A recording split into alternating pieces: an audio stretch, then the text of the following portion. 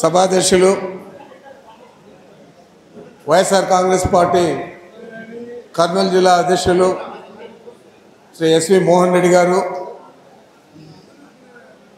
Kurnool parliament నియోజకవర్గ పరిశీలకులు మాజీ శాసనమండలి సభ్యులు, శాసనమండలిలో విప్పుగా పనిచేసిన మన గంగుల ప్రభాకర్ రెడ్డి గారు, శాసనసభ్యులు ఆలూరు విరూపాక్షి గారు, సాయిప్రసాద్ రెడ్డి గారు,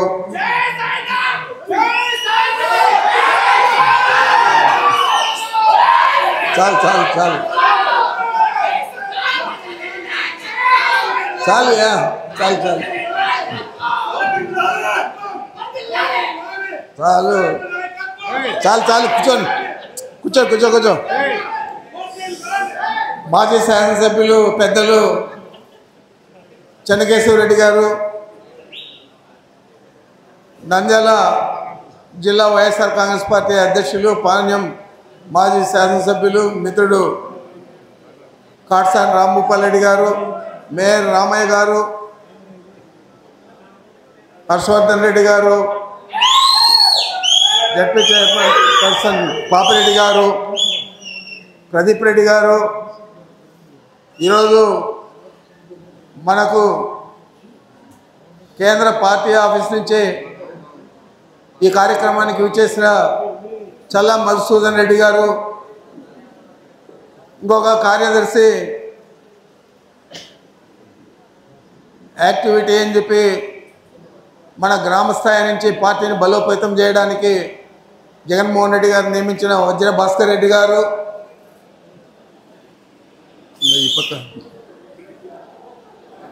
మన మాజీ శాసనసభ్యురాలు శ్రీదేవి గారు, మాజీ పార్లమెంట్ సభ్యురాలు బుట్టా రేణుక గారు, మన డాక్టర్ సతీష్ గారు,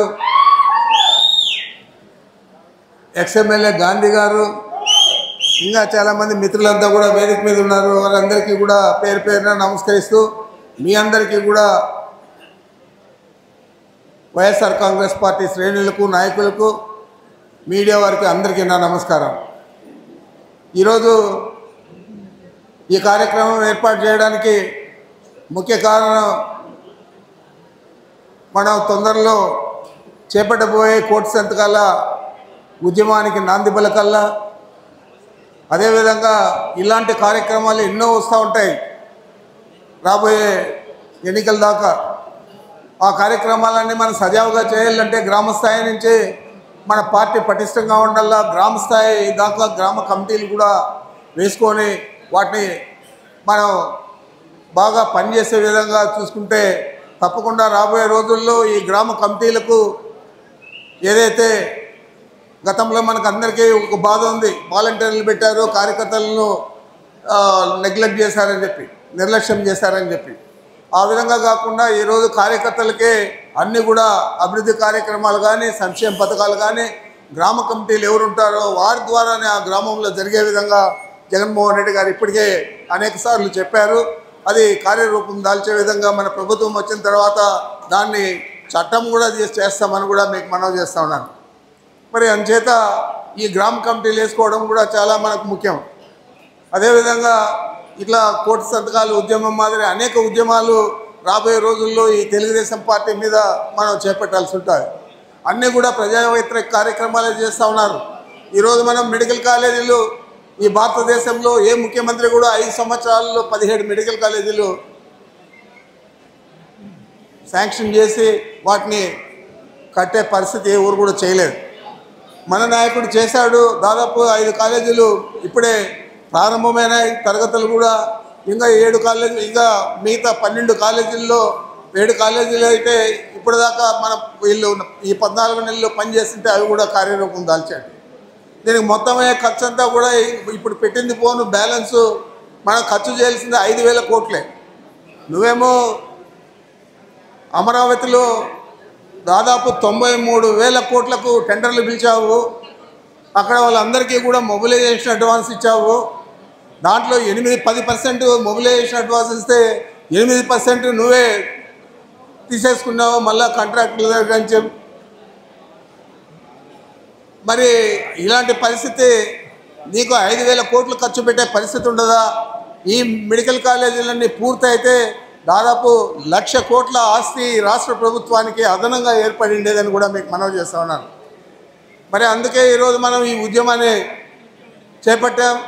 తప్పకుండా ఇది 28వ తేదీ రాష్ట్ర స్థాయిలో గవర్నర్ గారిని అందరూ కోఆర్డినేటర్లు కానీ మాజీ శాసనసభ్యులు, పార్లమెంట్ సభ్యులు, మాజీ పార్లమెంట్ సభ్యులు అందరూ కూడా జగన్మోహన్ రెడ్డి గారి ఆధ్వర్యంలో గవర్నర్ని కలవబోతూ ఉన్నామని కూడా మీకు మనవి చేస్తూ ఉన్నాను. ఈరోజు మనం చూస్తూ ఉన్నాం, మన కరోనా వచ్చింది. ఆ రోజు డాక్టర్ల కొరత ఉంటే ఒక చిన్న దేశం, కమ్యూనిస్టు దేశం, చిన్న దేశం మన అమెరికా పక్కనే ఉంటుంది. ఏది క్యూబా దేశం కమ్యూనిస్ట్ కంట్రీ, మనకంటే పేద కంట్రీ.